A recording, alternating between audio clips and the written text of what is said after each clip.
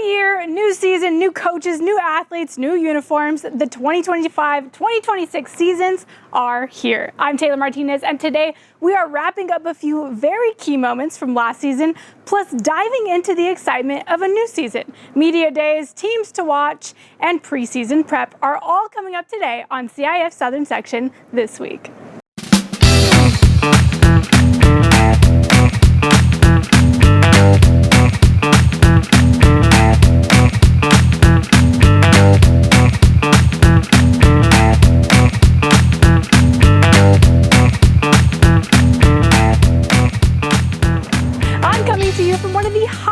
Literally temperature-wise places to be during the summer months, and that's the Coachella Valley. More specifically, Palm Desert High School, home of last year's boys water polo and individual golf champions. Shout out to the Aztecs. And then right around the corner, we have Xavier Prep team golf champions and Rancho Mirage softball champions.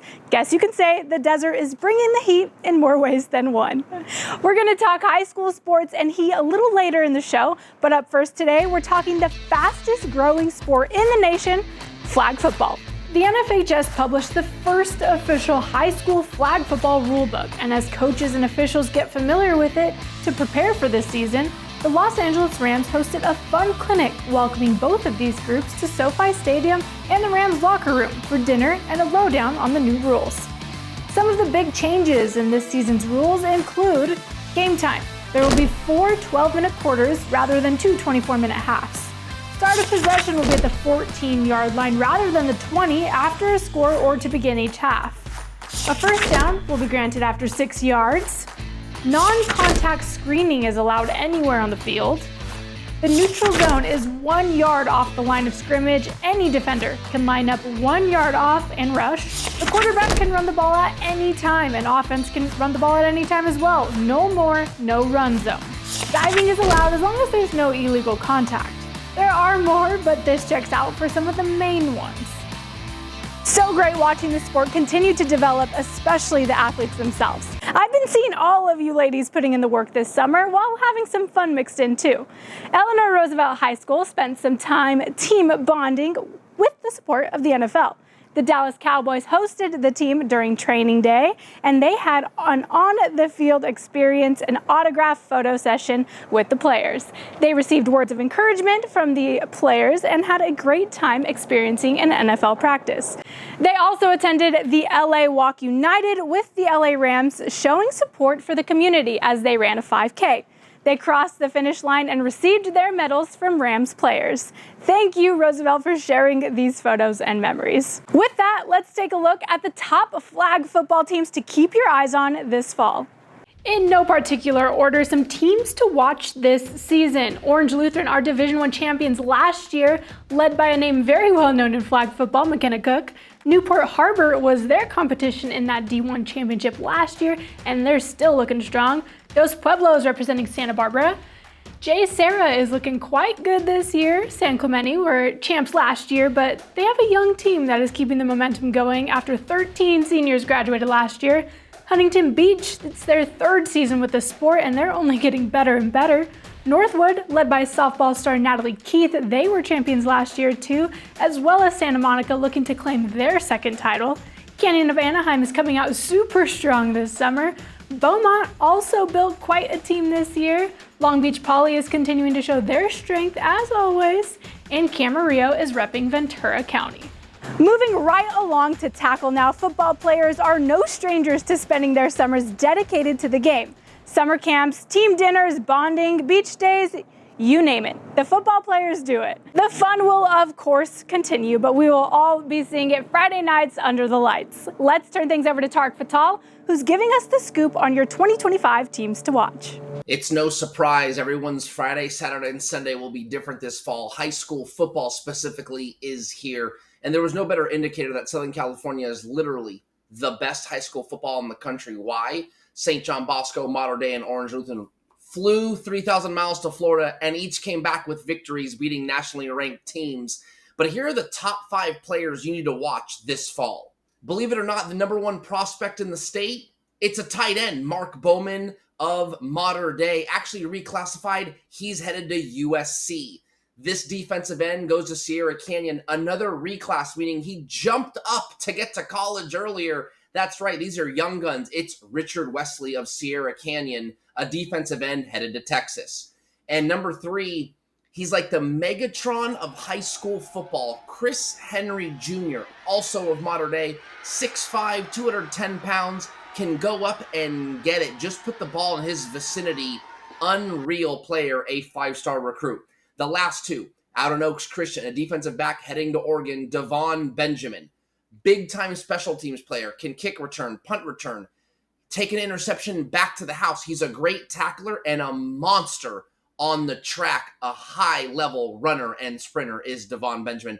And the last one to keep an eye on is a quarterback. Of course, we can't go on any list or have any list without the quarterback, Brady Smigel here of Newbury Park. He's headed to Michigan to play at the Big House. Newbury Park's finest, Brady Smigel, is one to watch, a standout young man and quarterback. Those top 5 players are among the best in the country. Keep an eye out for them on Friday nights. Back to you, Taylor. Thank you, Tarek. And we are so excited for our new partnership with Spectrum, where you can catch the CIF-Southern Section Ford Game of the Week for 14 weeks in a row. Yep, Friday Night Lights right here on your TV. Here's the lineup of the first handful of games. You'll be seeing some of those top teams Tarek mentioned. In addition to 14 weeks of football, the girls' Division I volleyball championship game will be televised as well. And with that, let's check out some volleyball teams to watch.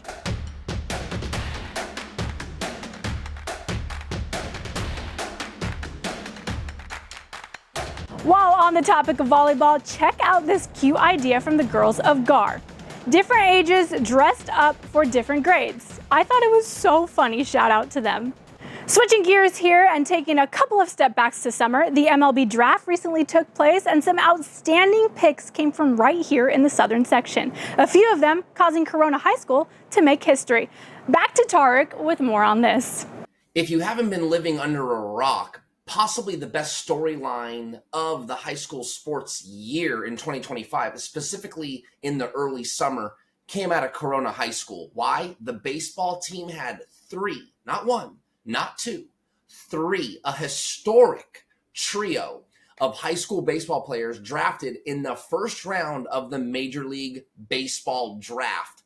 But to have 3 young men drafted in the first round of the Major League draft from the same school, unprecedented. It's never happened before. The closest we've had here in Southern California not too long ago was Harvard Westlake, had 2 players drafted in the first round. But Corona, the Panthers now have something that's never been done before, 3 in the first round. Seth Hernandez, the all-world pitcher, went number 6 overall to the Pittsburgh Pirates. His teammate Billy Carlson went number 10. So you're talking about 2 players in the top 10 out of high school from Corona. And third was Brady Ebel, the number 32 pick overall. He went to the Milwaukee Brewers. Hernandez of the Pirates, Carlson to the White Sox, Brady Ebel to the Milwaukee Brewers. Why was Hernandez so special? He did both. Maybe the Ohtani of high school baseball. He went 9-1 this past spring with a 0.39 ERA in 11 appearances. He struck out a mind-boggling 105 batters in 53 1/3 innings.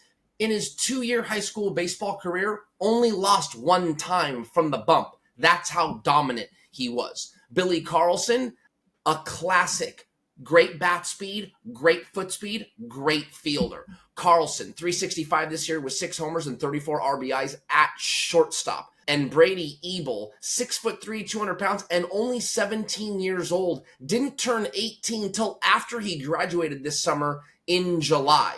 He's a third baseman with MLB bloodlines. His father, Dino Ebel, is the third base coach for the Dodgers. Ebel batted .341 with 31 hits, 17 RBIs this past spring for the Panthers. That storyline really cannot be beat when you're talking about something that's never been done before. Keep an eye on those 3. They'll have to work their way through the minors, but we could see them in the big leagues at Chavez Ravine or down at Angel Stadium before we know it.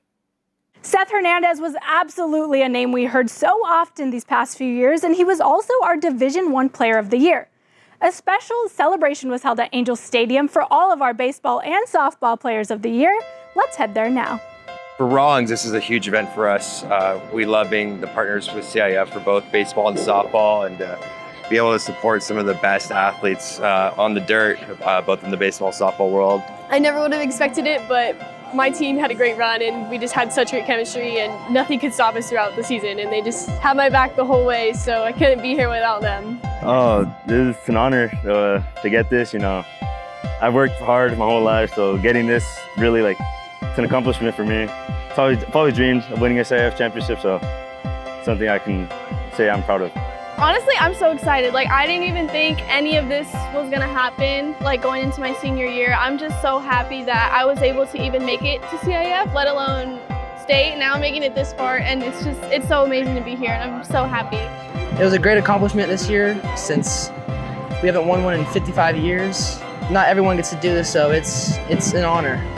You know, it was a really big deal just making it to the championship, even though we didn't win. It was such a big deal, and we haven't gotten that far in any of that, so it's just really great that our team got to get there. You'll see all the chrome bats that we have out here. Usually it's just all one color, but we did a great job this year of representing each school with their individual colors as well.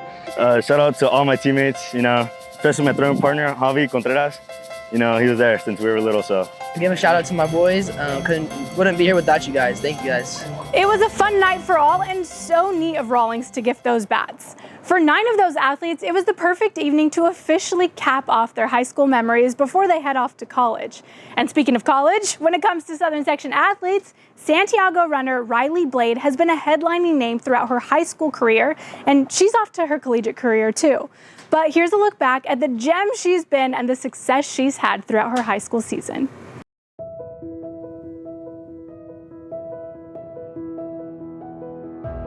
Rylee is one of the hardest workers you'll ever meet. She's the epitome of someone being dedicated to their craft. She is super committed. She is a team captain this year. She goes to trainers in the morning. She's on a nutrition diet. I mean, there's a lengthy list of the things that she does in order to be that top athlete that she is. In regards to being a co-captain with Rylee, she's out here always running at the very top, always making sure that she's at the front of each speed endurance workout, and she's an inspiration to the team. One of the best individual athletes to ever come out of Corona-Norco Unified School District. Rylee Blade, we're here to honor her as a 2-time state champion in cross country. She also won the state championship in track. She won the Division I championship in track. She now holds the Santiago High School record, the Riverside County record, the Inland Empire record, the California State record, and the United States of America 3-mile record.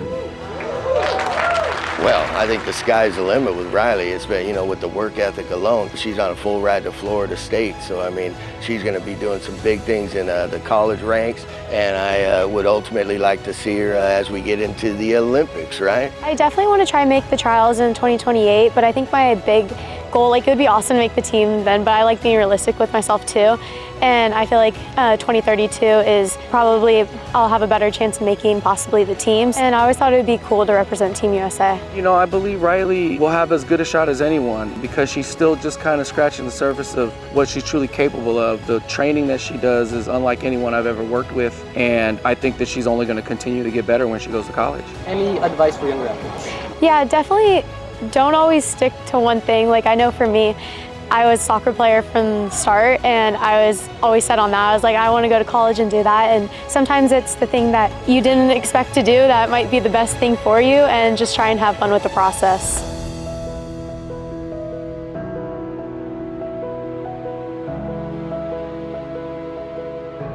Thank you to the Corona-Norco District for sharing that. Rylee is off to Florida State, and we wish her the very best of luck. Sticking to running and bringing it back to this season, Big Bear Lake is a hot stop for Southern Section cross-country teams to train at. I took a trip to the lake myself and saw some of the fun they were all having. Shout out to Lucerna. Go Lancers! Ontario Christian. Go Knights! And I heard Santiago was there and Bosco. And I stopped by to chat with the boys of Servite, who spent a handful of days out there training and team bonding. And what a better place to have some fun and escape the heat than inside at a bowling alley.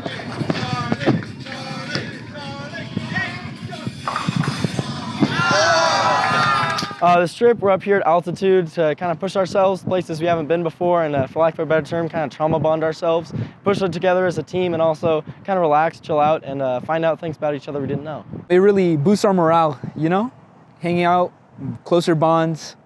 It makes us grow closer together as a family, team. You know, everyone's pushing each other, and that team bonding really helps strengthen that. It's good to get to know the guys. You know, the seniors, I really know them pretty well, but it's hard to get to know them even better since I've known them for so long. But the freshmen, for example, one guy, we're at the bowling alley today, and he can bowl like nobody's business. And to just see him light up and kind of really connect with the guys after him being kind of quiet for the whole time so far, it was really awesome to get to know him like that. Can't wait to see all of these runners again at Mount San Antonio College in just a few months. I know, that's crazy to think about. Coming up after the break, I stopped by a very fun media day right here in the desert. Plus, we have a super exciting giveaway for a lucky Southern Section athlete. Stay right here. We are Survey Cross Country, and you're watching CIF Southern Section this week. Welcome back to CIF Southern Section this week. One of the most fun things for our athletes when it comes to the start of a season are the infamous media days. Creating content, showcasing new uniforms and gear, meeting the team, and capturing memories. Well, while here in the Coachella Valley, I got to check out quite a fun media day. I think they're just excited. You know, we're in that day and age where everybody loves to put on a jersey, take pictures, get it on the Instagram. So I think we got some handsome young men, and they're ready to play football. They're good representatives of our school on and off the field. So it's nice for them to get glorified and get a little bit of exposure. Hey, when I found out that Coach V was coming down here to do this, I was absolutely ecstatic because there's so much talent down here in the desert, but very few colleges come past the windmills, as I was telling you earlier. So that's the goal, to get these kids some exposure and get them to college. Cool for the desert, you know, seeing all the high schools out here and stuff. And, you know, everyone looking happy, looking good for the pictures in their uniform. Get to show how it is out here in the desert and really get to prove something, hopefully, this year. Sometimes the desert gets forgotten about a little bit. I mean, that's good respect to Orange County, LA, the Inland Empire. They got a lot of good players out there. I think sometimes people forget about the boys out in the valley, but we have a proven track record of sending guys to college and pros and some really good football out this way. Funnest time of my life. I played collegiately, I played professionally. There's nothing like Friday Night Lights. My best friends in the world I met all during high school. That's what it's about. Still to come on CIF Southern Section this week, best protocols for keeping our athletes safe in the heat. Welcome back to CIF Southern Section this week. The city of Torrance was so proud of the Torrance High School girls swim team because they brought home the program's very first CIF Southern Section championship title. So to honor them, they were given a special award at one of the city council meetings this summer. A big shout out to Gianna, Kayla, Isabel, Chloe, and Natasha for bringing home that accolade for their school. Now, as the school year kicks off, there can be some very hot weather that comes along with it, especially when practice or game time rolls around. Here's what you should know to keep our athletes safe. Fall 2025 is here, and that means high school sports are back. Fields, pool decks, and courts across SoCal are buzzing again as athletes dive into the brand new season. But let's be real, extreme heat and not so great air quality are starting to feel like regular guests at our games. That's why the CIF is doubling down on keeping student athletes safe, no matter the conditions. Thanks to California state law and CIF bylaws, every school has a playbook when it comes to practicing and competing in the heat. The MVP of that plan, a tool called the Wet Bulb Globe Thermometer, or WBGT. Yeah, that's a mouthful, but it measures temperature, humidity, wind speed, sun angle, and cloud cover. If things get too hot to handle, schools have to make changes, whether that means tweaking practice times, pushing back a game, or canceling altogether. And here's something to think about. The CIF Southern Section covers a whopping 61,000 square miles. Beaches, valleys, deserts, mountains, you name it. So just because it's cool and breezy at your school doesn't mean your opponent isn't dealing with serious heat. Now let's talk air. If the air quality index, aka AQI, hits 151 or higher, that's game over for any outdoor activity. Schools are told to check sites like airnow.gov and keep a close eye on student health, especially for athletes with asthma or heart issues. At the end of the day, it's all about safety, so here's to a fun, competitive, and safe fall season. For more information on this, head to CIF-SS.org. Now, let me just say, cheerleaders probably top the charts when it comes to creativity and fun levels. Simi Valley Cheer might have had the most fun welcoming their new teammates. Check out their wake up and welcome call, dancing their way to houses at the crack of dawn, music popping, glitter and confetti everywhere, fun costumes, and then a nice breakfast to cap off the morning.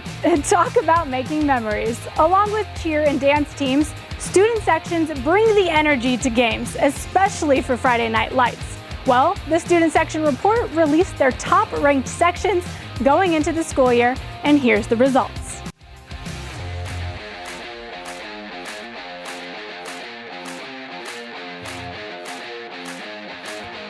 What do you think? Accurate? We'll see this fall. After the break, how Southern section athletes can get their name in the drawing for a letterman's jacket. You don't want to miss it.